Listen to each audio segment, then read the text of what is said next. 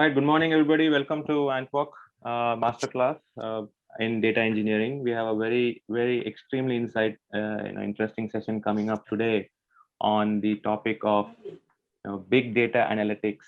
What are the use cases, its life cycle, and challenges involved. Today we have our esteemed speaker is Gururajan Govindan. I will shortly introduce him, his journey a little bit. Of course, I'll let him talk about himself a lot more during the session. So the agenda for the session today would, after I introduce the speaker, we will be touching on different topics within big data, right? What is big data analytics? How has it evolved? What is the need or importance of big data in today's world? And of course, what's the life cycle that the analytics goes through, right? And of course, some really good examples of and applications of big data analytics that are being used today. And finally, we'll wrap the session with challenges in big data and what is the way forward, right? This will be the first half of the session. The second half of the session, we will open it up for more of an ask me anything kind of a session where Guru will take up questions from you guys in this domain, whether it's career related or topic related. So make sure that you start putting your questions in the chat box. We will definitely have an extended Q&A session in the later part of this masterclass, and Guru will be taking up those questions. So with that, let me introduce our speaker for the day. A lot of you might already know him. You might have joined because of your connect with him, but for those who don't know him, Guru is an experienced data science professional and an entrepreneur. He will might reflect on that a little bit to understand what that means for him. With over 7+ years of experience in the IT sector. Currently, Guru is working as a data scientist with One Magnify, and he has had experience across domains in data, whether it's automotive, insurance, and finance, of course. His expertise is in data-driven decision making, right? Which has become a quintessential quality nowadays with so much data around us. And is currently working on building data pipelines and machine learning models, focusing on marketing analytics. He has authored a book on data analytics, and is also working currently on a title related to marketing analytics, right? With that brief intro, I'd like to give a warm welcome to Guru Rajan. Welcome, Guru. Thank you for the intro. Hi everyone. Hope I'm audible. Yes. That has become the norm now. So thanks a lot for everyone to join this meeting, and thank you Antwork for inviting me to speak over. So to tell about me, I think almost everything is covered about me. So not much is there for me to talk about myself. So to just give a brief, okay. So I'm a data scientist working with One Magnify. So I work for one of the leading automobile companies based out of US. I work for their Asia Pacific and Middle East operations. I predominantly work on marketing analytics. That has been my career. And I have written a book on data analytics with Python. And I'm writing a book on marketing analytics, which is going to be published in the month of June. Hope everything goes well. So that's a bit about me. So I think let me. Awesome. So what I will do, Guru, is I'll hand over the screen share to you, and then we can start with the session. Yeah. Yeah, you can please. Okay. You should be able to present now. Okay. So just give me a moment.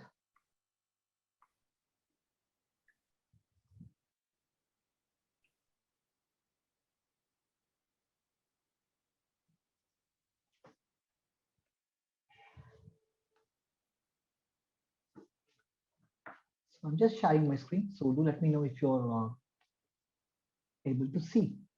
Yeah. Okay, I think it's still disabled, I think so. Hold on.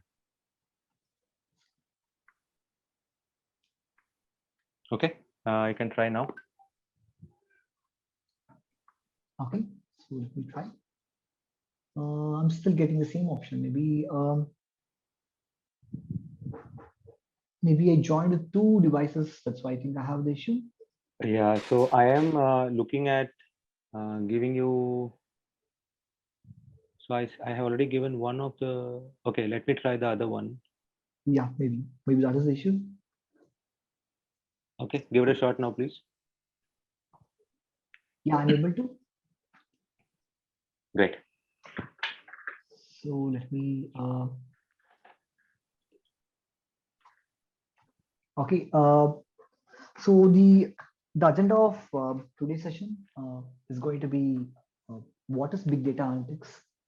What is the history like? Where did we begin with big data?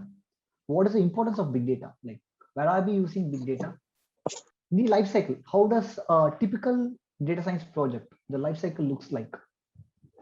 And I'll also be talking about few of the use cases, and I'll also be talking about some of the projects that I've worked on, so that you can relate to real life example. And then I'll be talking about the challenges that we face with big data and how the industry might evolve in the next 5 years, where we will be heading. So that is going to be the agenda for today. That will be the first half, and the second half is going to be more of an Q&A, where you guys can ask me questions, and I'll try to answer them to the extent possible. So let's get started. Perfect. Okay. So what is big data? I mean, like, why do we have so much, like people talk a lot about big data. So what exactly is big data? To put it in a layman's term, right? Big data is something that your system cannot handle. Okay, that's the simplest explanation.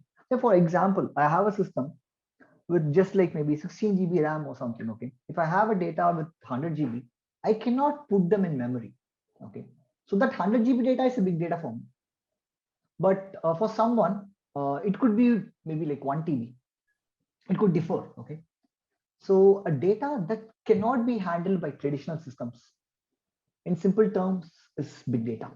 Okay, for example, okay, let's take for example, let's take like the web, the server logs. Okay, so if you look at the server logs, right, the size is huge. Okay, with the number of servers that we have right now, if you go to a company, the log size is going to be huge.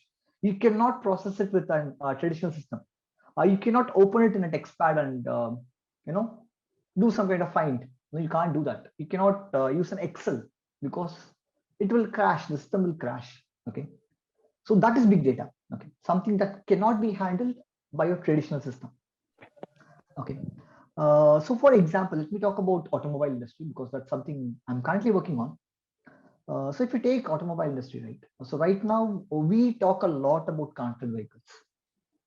So connected vehicle is something where you have a modem in your cars and it will transmit your data. For example, at what speed are you going? What is your fuel limit? I mean, are you braking properly? When did your trip start? When did your trip stop? So huge amount of data is being generated. Okay, so we're just not talking about one car. We're talking about n number of cars. Okay, take for example, you take a company like Toyota or Ford. You can see there are like millions of cars on the road globally. Take for example the data that you get from a flight. Okay, uh, the amount of data that you get from a single engine in the flight is, I think, if I'm not wrong, runs in GBs per day. So look at a year. So that is big data. Okay, that's big data all about. So let me talk about a few of the characters of big data. Okay, volume. So currently we generate around 2.5 quintillion amount of data. I can't even count the zeros in it. Okay, it's quintillion. That's created each day. Variety. So we create a lot of variety. Okay, when I say variety, it can be structured. Your data from your RDBMS, maybe something like Oracle, or maybe MySQL. Semi-structured data, your CSV file, your JSON file, your XML, as well as unstructured data. So unstructured data may be your log files, your audio, your video. All these are unstructured data. The second thing, this is going to be third thing, not the second thing. Okay, third thing, velocity, the speed at which they are being generated. Okay, so on a daily basis, there are like 900 million photos that are being generated on a daily basis. There are 600 million tweets. Okay, there are 3.5 billion searches on Google. Okay, this data might be even different now. Might have even increased. Okay, this was as of last year. Could have even increased now. Okay, the fourth pillar, which not many people talk about, is veracity. So when I say veracity, it is nothing but poor quality of data. The data is not clean.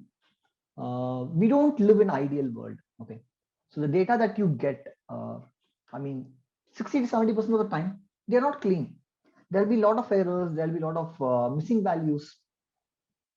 So that is veracity. So these are the 4 V's, which are the characteristics of a big data. Okay. So to process these kind of data, right, your normal system, your traditional system, it cannot do it. It is not possible for it to do it. So I would say the challenges are like, first thing is storage. So how are you going to even store these kind of data? Like you cannot have one single system and store all the data. It is not possible. The second thing, process. How are you going to process it? Like, do you have the compute power to process it? The compute power to process like maybe GBs and TBs of data? No, we don't have that. The scale. For example, I'm like handling 100 GB of data, and I am saying like, okay, I can like handle it with traditional system. It is fine for me. There's no issues. What if after 2 years or 3 years, the data is becoming a TB, or maybe, okay, I'll say let's talk about TB. Let's not even go to PB. Let's talk about TB. It's going to be a TB. Can my system like handle it? Can I scale it? Is scalability possible? No, it is not. It's very difficult. So that's where the scalability part comes into play. Okay. So there are 2 types of architectures. Okay. In general, it's not just about big data world. I'm talking about in general. So one is monolithic, and the next is distributed. So what is monolithic? So monolithic is nothing but consider it as one powerful system. Okay, with a lot of resources. Okay, one huge system.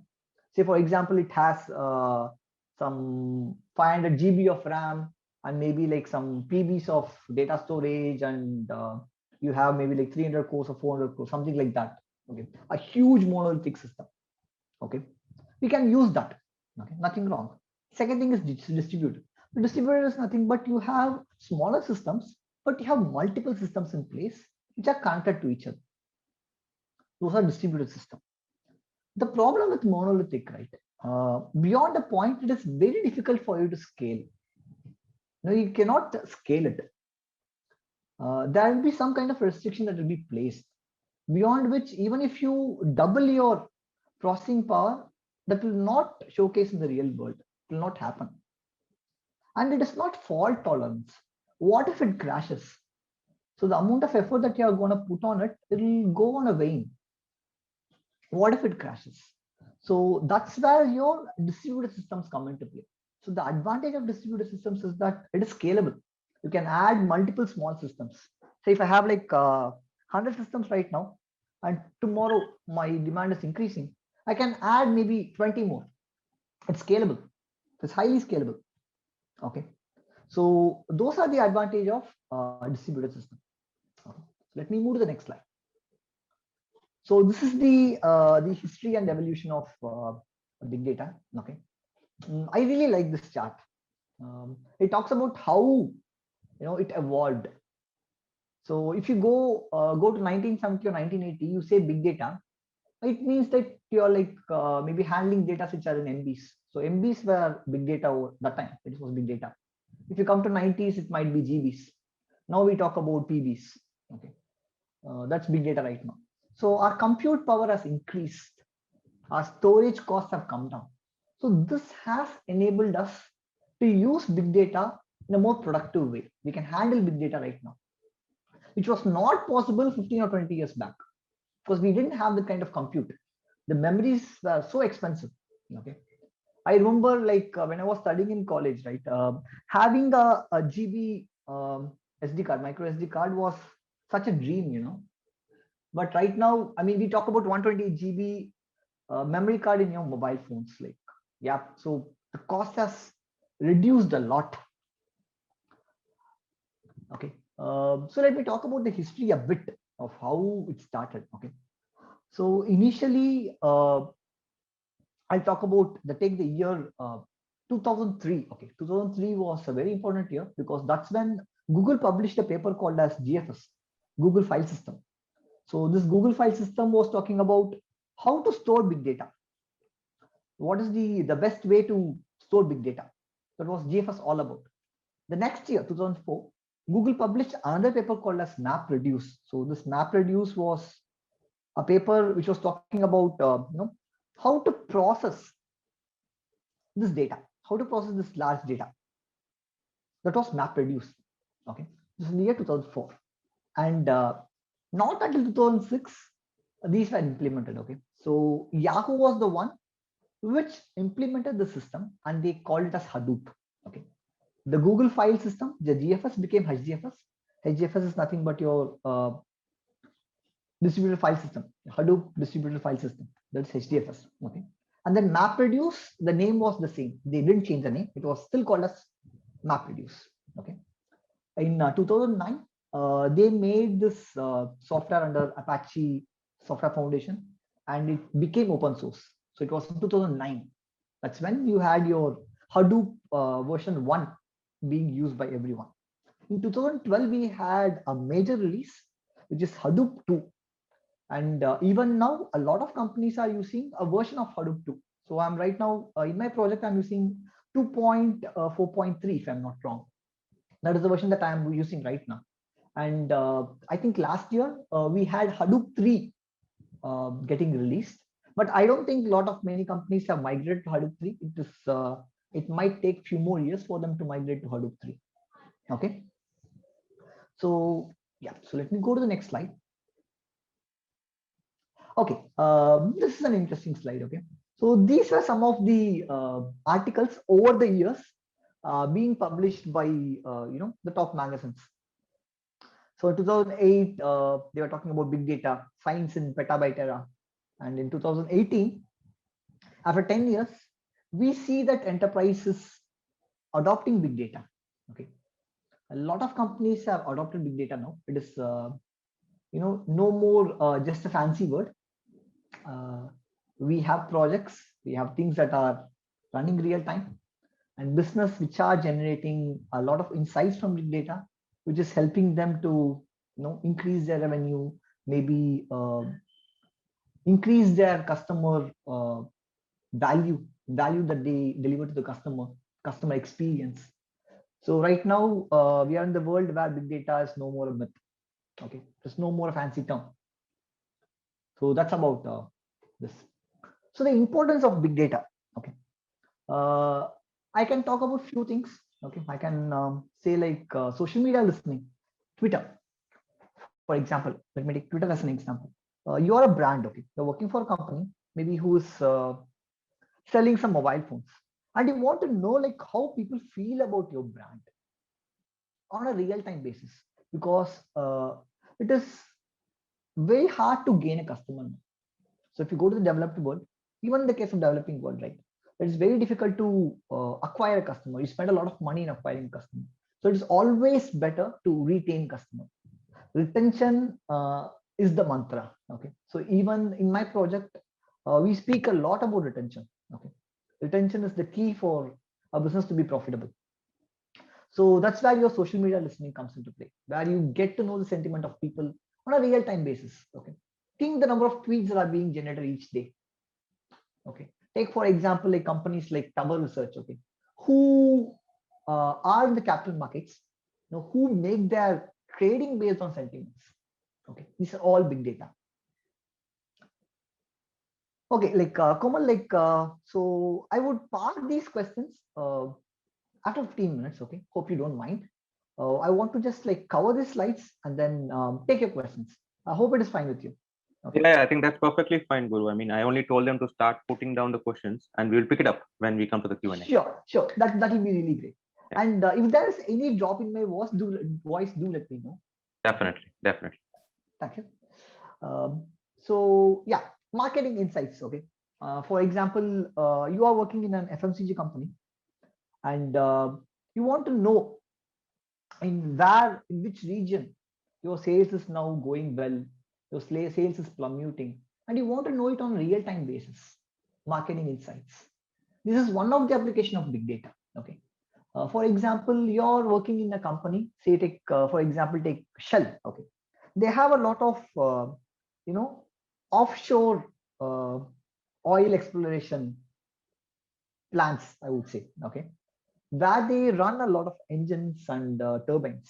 Okay, a lot of data is getting generated, and they use this data to have the predictive maintenance. So I had an opportunity to speak with one guy who is working in that field. Okay, a close friend of mine. So he was telling Shell is working on a project where they are trying to predict when a particular turbine or engine might need maintenance, because based on that they have to send the parts. Okay, because if you take an offshore drilling plant, right, the space over there is very constrained. You don't have a lot of space over there. Okay, and each time you ask for a part, it has to come from the land. Okay, the cost is too high because you have to use a helicopter, you have to add drop it. It is very expensive. So what these guys do, they use this data to say when a predictive maintenance is required or when a preventive maintenance is required. These are all applications of big data. So over here, you're going to save a lot of cost, and you're also reducing the risk. Okay, because risk is a very big field altogether. Okay, I don't have much experience on risk, but I'm telling you, it is a different ball game. It's a huge field. Okay, so these are few of the importance of big data is what I would say. Okay, so let me move to my next slide. So I think it's a time for a code. Yep. So guys, you will see a question pop up. Just take a few seconds and give us an answer. It's a very simple question, guys. Here we go. Yeah, I'm also answering the code.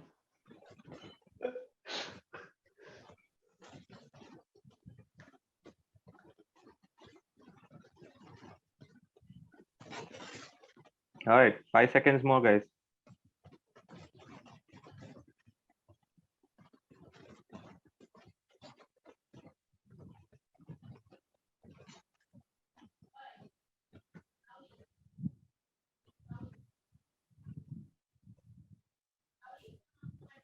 All right, last 2 seconds, and then we can see the results, Guru.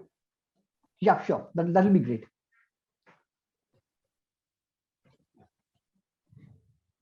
Here we go. Great. So we see that we have 60% of people who are freshers and 15% with less than 2 years of experience. We have 12% and 12% on the other side. That's great. Okay. So yeah, it's good to know the audience. And let me move to the next slide. Okay. So I'm going to talk about how does an analytics life cycle looks like. Okay. This particular picture, right? It differs. Okay. This is not the standard way. Most of the things are standard here, but it depends on what kind of project are you in. Okay. So the first and the most important thing in any of the project is knowing what is the business problem that you're planning to solve. Because only once you know what is the problem that you're going to solve, you can start your work, you can start your discovery phase. Okay. So the first and very important thing is the business problem. What are we trying to solve? The second thing, we discover, we see where the data is. Say for example, let me take my project. Okay, we have a lot of data, and we have data across the world. Okay, we have different regions and we have different systems that we use. So I might be using India might be using a different system. Maybe Saudi Arabia might be using a different system. So the data is present across a lot of systems. So what we do over here, we first try to get the data, get whatever data that we need, we clean the data, and we put it into one common place. Okay. So people usually don't oversee this phase. Okay. But typically in a project, right, you spend around like 50 to 60% of your time on this data prep, getting all your data and putting into one common place, where one common place, and then based on your use case, you might be building a machine learning model, or you might be using some kind of tools like Tableau or Power BI to visualize the data. Okay, it depends on the use case. Okay, and this data can also be used for archival purpose. Okay, because if you take Oracle or a transactional database, right, it is not a good way to store your historical data over there, because your it's very expensive. Transaction systems are very expensive to store. Okay, they will not be much useful for you to store your historical data. So what in general they do, they push this data from your traditional systems, your transactional systems, into a data warehouse over Hadoop. Okay, so we call this data warehouse as Hive. Okay, so let me talk about the components a bit later, but yeah, I'm just giving you an heads up. Okay, so this is how a data lifecycle looks like. Okay, you prep the data where you spend 60% of your time. Okay, it takes a lot of time. And then you do the model planning. So model can be a machine learning model, it can be a deep learning model, it can be a dashboard. Okay, so I was working with a dashboard like just the last week. Okay, where we were having a pipeline which was way too complicated. Okay, there were like around like 110 queries in that particular pipeline, which runs sequentially. So I was called to optimize those pipelines. Okay, so that particular pipeline was creating a data which was being consumed by visualization tool. So in our case, we are using something called as ClickView. As ClickView, there's ClickSense, which is nothing but a dashboard, which is easy to understand. Okay, you can see the data, you can understand the data in a easier fashion. Okay, so that is model planning. Model building is something where you put all the pieces together, you connect them to create some value. Okay, you communicate the result. Okay, once this is done, you communicate the result. You go tell your business partner that these are the findings, and this is how it is going to run. This is the SLA that you have agreed. So SLA is something that you have agreed in the beginning. You would say that this particular system will not go down. Even if it goes down, it will be like 5 seconds or 10 seconds. We will be populating the data every week. So these will be a part of your SLA, which comes in the beginning. Okay, I didn't mention about it, but it comes in the beginning. So the sixth step, right, is called as operationalize. How are you going to, operationalize it? Is it going to go into production? I'm telling you, 80% of the projects, okay, don't go into production. They'll be still in the POC stage, because the business might not be willing to, use it, because it takes time for the business to get comfortable with it. Because until now, people have been doing things in a traditional way. So for them to evolve, it's going to take time. Okay, especially in the case of an automobile industry, right? Things are very slow. Okay, until and unless there's a push, right, they're not going to use it. But once they see the result, they might become more comfortable using it. So it's going to take time. 90% of the projects that people are going to build, they're not going to get into production. Only 10% is going to go. So that's the truth. Okay, so let me go to the next slide. Okay, so big data technologies. Okay, so we didn't have space to put a lot of things. Okay, there are a lot of things in big data. Okay, this slide might not be doing justice to it. Okay, so let me talk about few of the components. Okay, so as I was telling before, one very important component in an Hadoop ecosystem, right, is Hive. Okay, so Hive is a data warehouse. It's a data warehouse tool built on top of Apache Hadoop. Okay, so where you can query the data and analyze the data. That is Hive. And then we have something called as Pig. Okay, the scripting language which people use for data manipulation and they use it for transferring unstructured data to structured data. Okay, but Pig now is not being used much. Very few companies use Pig now because everyone has moved to Spark. Okay, let me talk about Spark a bit later. Yeah, we have Scoop. So Scoop is nothing but take for example an ice cream scoop. Okay, where you take data from one database and put it into another database. So we use Scoop to take data from your traditional RDBMS, maybe Oracle or MySQL, and we put the data into Hive. And the other way around as well, if it's required. Usually doesn't happen, but the other way around also can be used. So that is Scoop. And then we have HBase. So HBase is nothing but your it's a NoSQL database. So that is one shortcoming of Hive. So in Hive, right, your querying is very slow.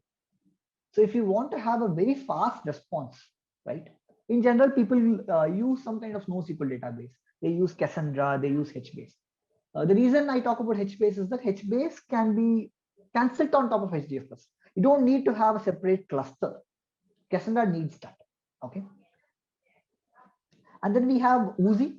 So Oozie is nothing but you schedule your workflow on Oozie. Okay.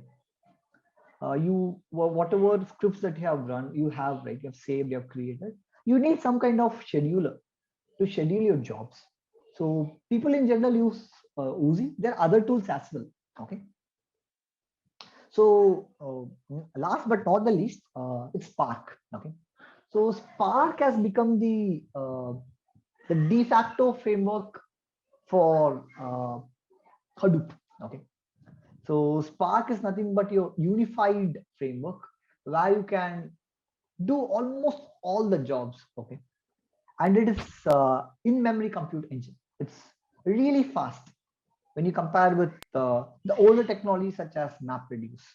So Spark is really fast, and that's where a lot of things are happening right now. So from what I see too, Spark is going to be the future. I hope so. Okay, until something else is going to replace it. So that's about the components in big data. So let me go to the next slide. So it's time for a second poll.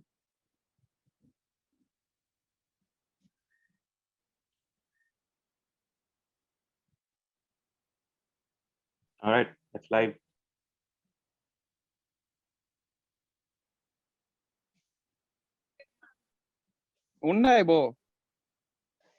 So the reason that we are having these polls is to make us understand how our audience are, who our audience are.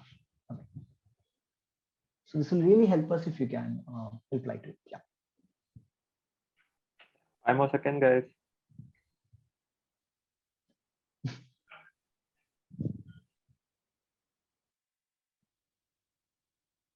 All right. Okay. So good. So I think 6% of people have some kind of programming knowledge. That's fine. So now there's a question. Okay, why this poll? Okay, do we need to know OOPS to work in big data? No, you don't need, because in big data we use though we don't use OOPS much. Maybe once you join the course, you'll understand why I'm saying this. Okay, we don't use OOPS. You don't need to know OOPS to work on big data. Okay. Yeah. So let me start. I hope so far so good. Okay. So let me talk about applications. I think I have already spoken a lot about applications, but these are the few sectors that you can see where big data has a very good use case. Okay. Banking and finance, healthcare, education, government, retail, transportation, insurance. I mean, there are still a lot of sectors that can be put into this. Okay. The slide is not enough. So let me talk about a few of the examples. Okay. Precision marketing. Okay. So gone are the days where like everyone is going to say the same ad. Okay. Those days are gone. So right now what we are having is a precision marketing. For example, people who live in Bangalore might see a different ad than a person who's maybe living in Kerala, or maybe a person who's living in Chennai. So that's precision marketing. It's going to be very different. Okay. Environmental protection. Okay. Big data is like can be used over that. For example, you can monitor your pollution levels across the cities with the help of big data. Disaster warning. It's such a huge field. So for example, tsunami, a disaster warning system for tsunami. It can use big data, sensors, IoT devices. Public security. So that is also a gray area over here, okay, which I'll be talking about in the last slide. Okay, public security, big data is being used. Finance. Say for example, I'll tell you an example that happened to me. Okay, I think it was 2 years back. So I went to one jewelry shop, and excuse me, yeah. So I made a big purchase. Okay, it's not such a big purchase. I paid to my credit card. So you won't believe I got a call from my bank in the next 30 seconds or 1 minute, okay, asking me like, did you make the transaction? Which is a use case of big data. So they are trying to prevent fraud. Fraud detection is an application of big data, because if you, for example, if you take a person, he might not be doing a big purchase every now and then, right? It might be like once in a blue moon, maybe once or twice in a year. How are you going to flag them? Because they are like in thousands and thousands of credit card and like millions of transactions that's happening at any given point of time. So big data is being used over there to detect fraud. That's an application of big data. Okay, supply chain management. So we are all using e-commerce. How is supply chain being managed? How are the routes getting optimized? All are part of big data. Okay, so these are few of the applications that I can talk about. Okay, these are some of the challenges of data and data and analytics. Okay, so if you see, right, 85% of the big data projects fail. Okay, I think now it is reduced a bit, is what I personally feel. Okay, but 85% of them fail because they don't have a clear understanding of what exactly the problem that they are trying to solve. Okay, maybe the cost of this particular technology might be a lot more than the cost that they are saving through it. Okay, so a lot of the projects fail, they don't get into production. Okay, so 80% of them are POCs, they're proof of concept, they don't go into production. 20% of them deliver value. Okay, the value this 20% deliver, right, is going to surpass for the revenue that they have spent on the rest 80%. Okay, because you get to get good outcome out of these projects. Okay, so that's where analytics play. Okay, so like a lot of companies are hiring big time right now on analytics space. Okay, and the present challenge right now, I would say, is there's talent, but there's skill gap. Okay, the expectation and reality is different. Okay, I myself personally, I have 8 open positions, 8 open data engineering positions, which I'm supposed to fill. Okay, I help them in the interview process, but we are not getting candidates. Getting a candidate is very difficult, and I will say like this was a problem in the industry. Okay, if you look at the hiring trend for the last 2 years, you would find a lot of openings for data scientists and data analysts. The companies were thinking just by having a data scientist or data analyst, we can start delivering results. But only now they have realized that that is not going to happen. You need to have a data engineer. A data engineer is a must in a team. Okay, that's why you see a lot of openings right now in data engineering when compared to that of data science or maybe data analyst or data scientist. You can just maybe like go into Indeed or Naukri and you can check yourself. You'll find a lot of openings for big data or data engineer. Okay, so that's right now. This is the hot thing in the market. Okay, so yeah, so step forward. A few words. These are not my words. Okay, these are the words of a guy called as Zach Wilson. Okay, I follow him on LinkedIn. A brilliant guy. Okay, a brilliant guy who talks a lot about data engineering and big data. Okay, so right now the focus of data engineering is more on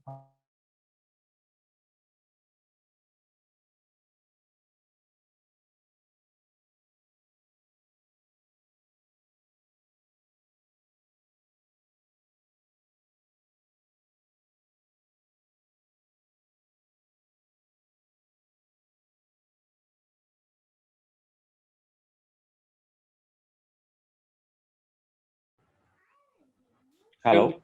Yeah, there seems to be some trouble from Guru's end. We are not able to hear him. Yeah. Guru, are you there?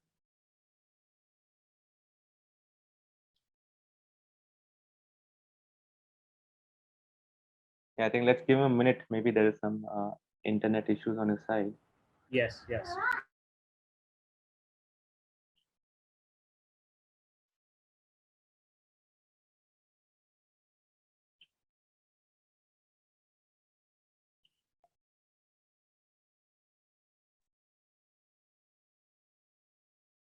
Guys, while Guru comes back, there is let's run one On more. mute. His microphone seems to be on mute.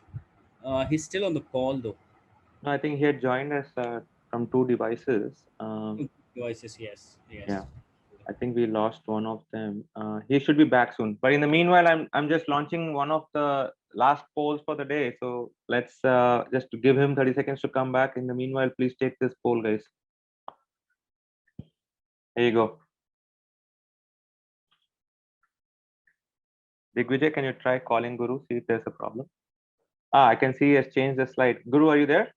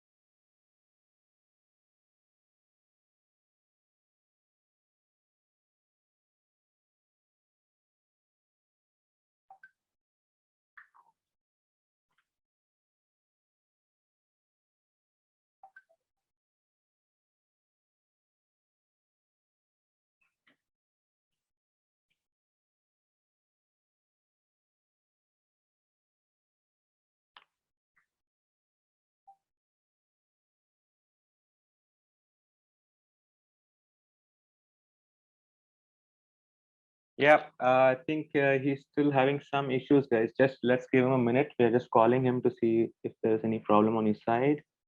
Yeah, sorry about this, guys. Hey, I'm really sorry. He's I back. just lost my connection. I'm really sorry for that. And can you just let me know where did I stop? Maybe like I can start from there again. Yeah, yeah. Are you able to see? You're still presenting, right? You are able to see the. Yeah. So I just took the audience on the last poll. So I'll just share Great. those results and then we can switch back to your content quickly. Sure, sure. Yes. Okay. Great. Okay, I think that's great. yeah. Okay. Yeah, I'm really sorry, guys, for the drop. Okay. So No worries. So I just want to cover this. I don't know how much how much you guys were able to hear. I just want No, to I cover think this. we are just about started on this, Guru. So I think it would be good to go through the 3 points again. Yeah, great. So where do we see data engineering going in the next 5 years? Okay. So currently, right now, I see a lot of focus is being put on this quality and reliability of the data pipelines that we are building. Okay. A lot of focus is being put on that. But going forward, right, for the next 5 years, there'll be few areas which would see a dramatic rise, okay, for on demand I'm talking about. The first thing is going to be data velocity. So with 5G coming in and the way the technology is maturing, right, we are going to have a lot of streaming data, real-time data. Okay, so people with streaming data skills are going to be, paid a lot more. Okay, and second thing is data product. Okay, right now the data is not considered as a product. Okay, it is being still used offline, but from the way it is going to go, data would be considered as product, and you would have new roles coming like data product engineers, data product managers. Okay, so these roles are going to be in a huge demand. Okay, and the third and the most important thing is data privacy. How are we going to handle the data? Okay, how are we going to have retention policies? How are we going to have controls? Who's going to access it? Who's not going to access it? Now, for how long are we going to store this data? Okay, so data privacy and governance is going to be a huge field altogether. So these are a few things that I wanted to talk about today. Okay, I think I have overstepped my time limit a bit. So let me maybe like invite Sumit to take it over. Sumit, you Sure. want to take it over? Yeah, Sridhar, I'm here. Hey, hi, Shyam. Yeah. Please, yes. Oh, cool. So- I think we are right about we have set up the overall context, right? How the entire sector or the particular domain is evolving. I think there is a element of how should people think of getting into the domain and make a career. True. So I think what I'll do is so guys, before we take up your Q&A, right? What we have done is Guru, if you just could go to the next slide, right? We can the one after also is fine. Slide 17. Yeah. So what we have done is just like Guru was talking about, right? There is a lot of demand for role, data engineer role out there, and at the same time there is a skill gap. So when we talk to folks like Guru, we had Shashank Mishra last week, who's a data engineer at Amazon. What came out clear was there is a certain set of skills that we need to have, and the best way to go about preparing it is to get yourself immersed into executing some of this, getting a hands-on experience, right? So using the feedback from the working professionals, what we have done is we have started a 16-week program at Antwork for data engineering. It's a complete live program. We will have close to 40 plus live classes on weekends, especially for working professionals. And you will be able to get hands-on experience with SQL, NoSQL databases, stream processing, and other distributed systems. You will have the opportunity to build these scalable and distributed data pipelines. And at the end of the boot camp, the core takeaway is that you would have learned from the best folks like Shashank and folks like Guru, people from Teradata, IBM will be coming and training you in person, right? And at the end of the bootcamp, we'll also set up, facilities to get those introductions and referrals for you into our community of mentors and hiring partners, get you in, prepared for these interviews through 100% placement assistance, right? So if you guys are really interested in this program, do check out the link. I'll put it in the chat box as well. Have a look at the details, go through the experts who are coming and going to be training you. These are not instructors or teachers or professors. These are real working professionals who have been there and done it, right? Second, it's a completely live program. And third, you will get your hands dirty through real projects, that's topical contextual projects, which will help you, get that practical experience. Yeah.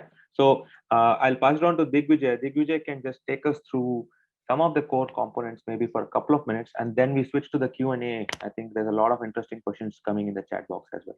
Digvijay. Yeah, thanks, Ram. So when we talk about the particular path that somebody should be taking, Guru, can you just for- switch to the next slide? Sorry about that. Yeah. so particular path that should one be taking for success in big data analytics or a data engineering domain, then there's sort of graph that we have pulled through, Yeah. which can really help you to like making those kind of career decisions. Guru, can you So- switch to the next slide, please? Yeah, sure. I think I think it's stuck a bit. I'm sorry for that. No worries.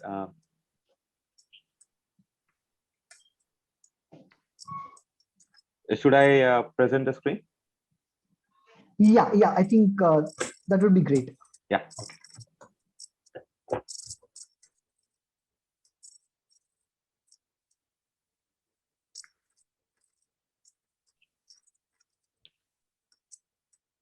You guys can see my screen, right? Yeah. All right, go for it, Digvijay. So when you are starting out your career and you're making a transition, that the main question that comes to your mind is like, what exactly would be the things that are needed to learn? So there are things like process that you have to do as a data engineer, and there are tools that can help you doing those particular tasks. So as in our previous slides, we have seen like what is the whole data process looks like. So it starts from understanding the business problem to actually getting the data, then storing and processing this data, and then the part of modeling and or anything that comes into the play. So that 70 to 80% part of data life cycle, data product or project life cycle is something which consists or around the job of a data engineer, right? So when you're starting to learn about this particular technology and you want to build a career in that field, then you start with having a little bit basics of programming. Any language like Python, which is of course simple to learn and also very accessible, usable nowadays, and every software that you see. You can start with Python. You can work on a little bit of Python, these libraries like pandas and NumPy, etc., to model and like to do a little bit analytics onto the data that you are getting. Then, which is really required is the knowledge of shell scripting and the SQL. So shell scripting help you to like to do day-to-day operations as a data engineer on your Linux system or shell scripts. If somebody have coming from BTech background in computer science, they are aware of the Linux. But if somebody has not done those kind of traditional work, they can still learn about shell script and get started into that field. Then a knowledge of database or modeling is required in this field. You need to be well versed in using the relational as well as non-relational databases. Then comes the part of big data. So in this particular context, as we have been talking about this whole ecosystem, so it consists of technologies like Hadoop, X-Base, Hive, MapReduce, etc., to really model and to work on databases of big data. Right. Then, which was something currently is exploding, are the use of cloud in this particular topic. So for you to become a successful data engineer, it is really required to have a knowledge of cloud platform. So you can take up cloud services such as Azure, or market size of Azure is something which is increasing throughout the year. Across this all the domains, there are actually 95% Fortune 500 companies who are using Azure for their data analytics and AI operations nowadays. And this is something where you can learn about how to build or maintain data lake and data warehouses on Azure, and how to process data into them. Then there's the core element of data processing and batch processing, where Spark is something leads the field. There is nothing as compared to Spark as of now, and everything which evolve around the processing of database throughout all the ecosystem evolve around Spark itself. So it's really required to have a knowledge and practical exposure to Spark. And then comes the part of Spark streaming and Kafka, so which helps you data to process in real time basis. As previously we were discussing the example of finance and the risk, these kind of analytics. So that kind of process really required for you to do processing in a very real time. When you do a transaction and you directly receive a call from the bank in 30 seconds, so you can understand like how fast the data is moving in that particular system, but they're predicting like what kind of transitions it is, and would it be a fraud transaction, then there will be case of something like that will happen. So all these things, if you see the whole path which is laid down in front of you, that can help you become a full stack engineer. Thanks for that, Digvijay. I think this gives a clear picture, right, Guru, also what elements people should focus on as they build their career in the data engineering domain. I think there are quite a few questions on this topic as well. So let's start taking them one by one, Guru. Sure, yeah, I'll be happy to do that. Perfect. Maybe like Let me just go over the chat and take some questions. Okay. Yeah. Okay. So there was a question on which cloud technology is being widely used. Okay. AWS is the market leader. Okay. Followed by Azure, and the thing that's next is GCP. From what I am seeing, the way the trends are also going is that Azure is now, they're very aggressive. Okay. And maybe 2-3 years down the line, or maybe like 4 years down the line, you could see that Azure might be in a better position than AWS, because some companies are very comfortable working with Microsoft than with Amazon, because they see Amazon as their competitor. Okay, so with that in mind, I would also prefer Azure. So yeah, maybe that has answered your question. Okay, difference between ML and deep learning. This might not be the right one, because like I'm going to talk more about data engineering over here. Consider ML as working more with structured data, and deep learning as more with unstructured data. I'm just giving you a bird's eye view. Okay, I'm not going to get in depth. Okay, the classes are going to be on the weekends, if I'm not wrong. That's right. Yeah. So all classes will be on Saturdays and Sundays, and you guys will be working on the projects during the weekdays. Also, I think Venkat has a question on, do we cover concepts on data warehouse, data lake on the course? Yeah, we do. So if you take, right, for example, I think I'll be the one who will be taking the particular session on Hive.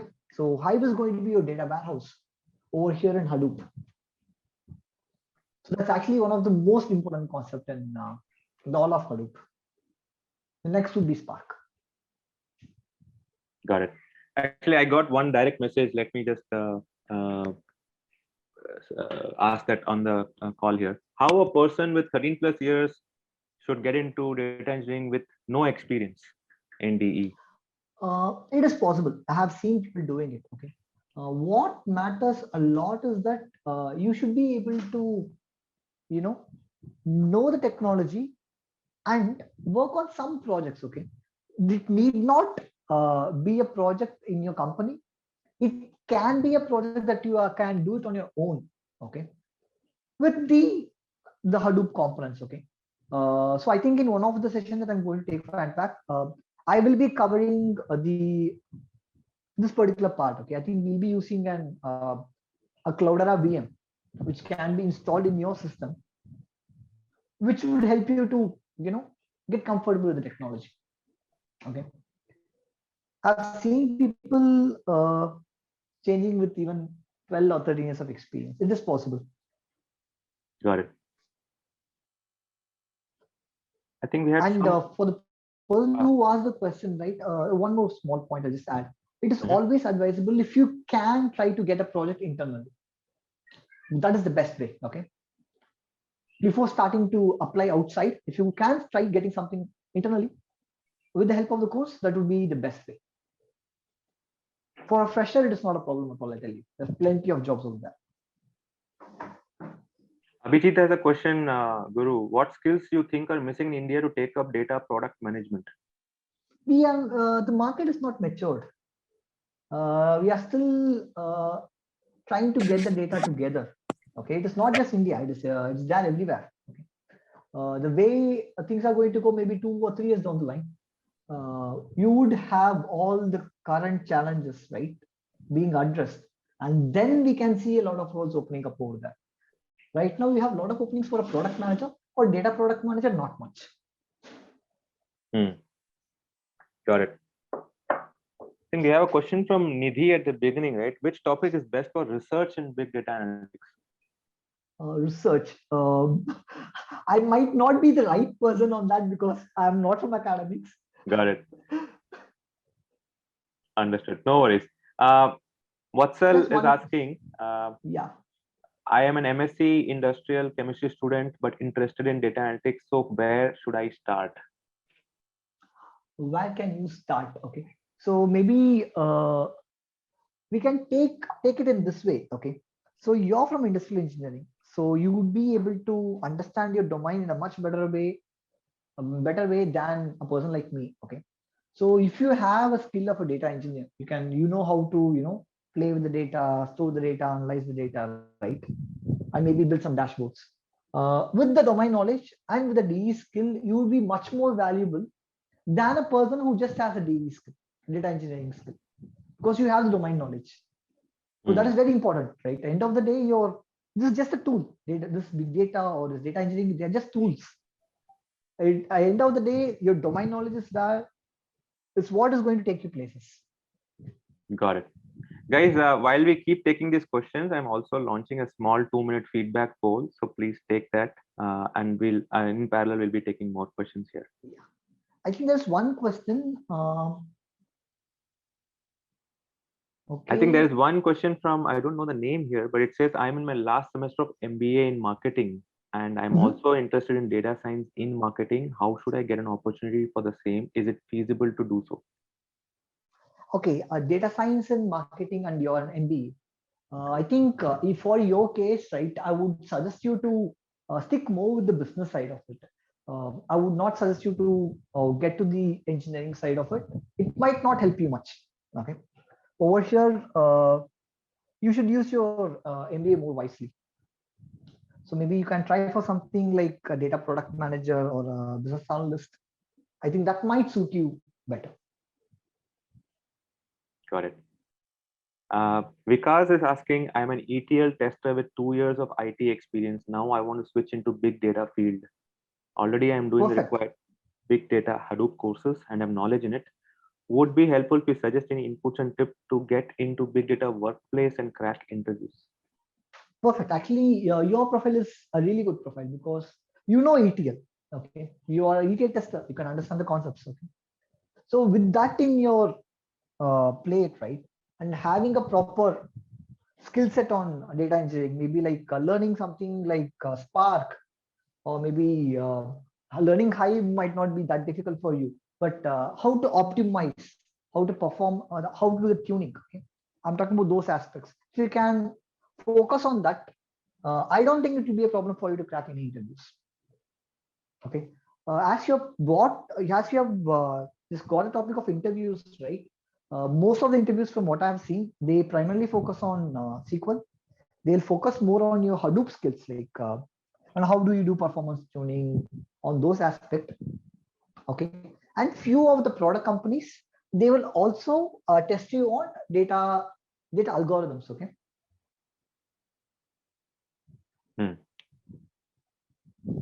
Got it. So yeah. Hope that answers your question, Vikas. Venkat has a follow-up question. As we implement data engineering, will this not be a more centralized? Meaning, how do we understand data from a business domain and do the related data governance? Okay, I don't have much experience on data governance, but as you said, right, this is going to be centralized. That is the end motive of data engineering. All the data should be in one particular location. So data is going to be centralized. The governance part, I haven't had much exposure towards it, so I might not be able to help you much on that. Got it. Dinesh is asking, is big data developer, data architect, and data engineer, do they all do the same task or different? Almost the same task. Okay, big data developer and data engineer, like there's not much difference. Okay, but these terms are like interchangeably used. Okay, a data architect is someone who's going to work on a higher level. Okay, he would have a bird's eye view on the project. As a data engineer, we might not know all what is happening on the entire tech stack. Okay, but a data architect is the one who's going to build the tech stack. We might be working on the components. So I was talking about Scoop. There might be people who might just be working on Scoop. There might be people who might just be working on Spark. There will be people who will be working only on Hive. Okay, as an architect, he would have a bird's eye view. He would know what is happening on the project. Okay, it's more on a higher level. But DE and big data developer, almost the same. If you see the job description, you won't find much difference. I think, Guru, I think there's still some early guys who want to know the difference between these three guys, right? a data analyst, a data engineer, and data science. So if you could Okay. maybe take a minute to articulate the difference, that would be very helpful. Please, I can do that. Okay, a data analyst is someone, right? Okay, who does most of the exploratory data analytics. Okay, for example, you have the data, so data is there with them. Okay, they are not going to mine the data; they are going to have the data. Okay, so they will be doing some kind of exploratory analytics. They'll be doing some kind of statistical test. They might be involved in building dashboards using tools like Tableau or ClickView. So this is the predominant work of a data analyst that I've seen. A data scientist is someone who's predominantly working on building models. Okay, so in my work, this is what I do. So we build models. Okay, we speak with business, we get their requirements, we build models, which can be used by the business. Okay, a data engineer is someone who's going to get the data. Okay, he is the most important person. Okay? He is the one who is going to get your data. Data scientist is going to build a model. He is not going to go deeper into the data part. It's the work of a data engineer to get the data. Okay. But in a startup, right? If you go to a startup, most of these roles are done by one single person. Okay. There's not much difference in a startup. But in a bigger company, so you will have a demarcated role. Got it. I hope that's helpful, guys. Dhanashree has a question. Big amounts of data and then variety of data types like text and numerical. Then what method should we use for analysis practically? Are there any softwares or tools you would recommend? I mean, like most of your data can be handled with your Hadoop ecosystem. You don't need any separate software for it. We don't do much analytics on video. I would say like most of the work that we are doing right now is on structured data and a bit on unstructured data. We don't work too much on video, audio, and images. I'm talking about the industry. Okay? Got it. Pankaj is asking, how challenging is it to transition from a 5-year software development experience to data engineering? Do employers ask for any company, any experience before hiring? See, the employees do ask. It is not difficult, I'll tell you. It is a lot more easier than you think. Okay, you can become a data engineer from a software developer. I don't think that should be a problem. But make sure that you do some kind of relevant projects. Okay, that's where the key is. Okay, you don't have to like do a project in your company, but even outside, take a real-time project, work on the different components. Okay, try to understand the ecosystem. Maybe if time permits, right? Do something on something on cloud, maybe like something like Azure or AWS. Get those required knowledge on the cloud platform. I don't think that will be a problem for you to change. Change is not that difficult. Great. Guru, do we have a couple of more minutes that we can spend? Please, I don't mind. Okay. I can take 2 more questions. Sure. Aditi is asking, I don't have a coding background. How should I start? Okay. So I'll tell you my story. Okay, I'm from Tripoli. Okay, I did biology in my school days. Okay, I don't like programming. Okay, if you ask me questions on OOPS, okay, I cannot clear the interview.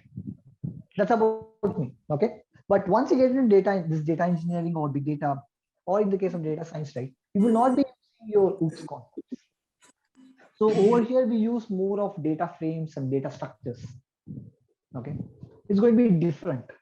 You will not be using your OOPS concept, and learning this is not that difficult. I'll tell you, it's far more easier. And Python is almost now the de facto language, and learning Python is the easiest of all the languages. I'll tell you. So it shouldn't take much time, but you need to put in a little more effort. Got it. On that note, Parthiban is asking, which DBMS is good for real-time projects, sir? What will you recommend for the beginners? DB. So see, as a data engineer, right, you're not going to work much on DBs, okay, your database, because you will be predominantly using technologies like Hive. Transaction systems you're not going to work on. You're going to take the data from transaction systems and putting the data into Hive. So I think you should be focusing more on Hive.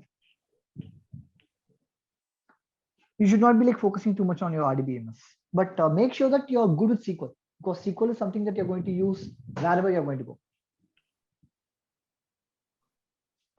Manish is asking, I am a Java I hope it developer. answers. I think, Mhm. yeah, so it answers, he's responded to it.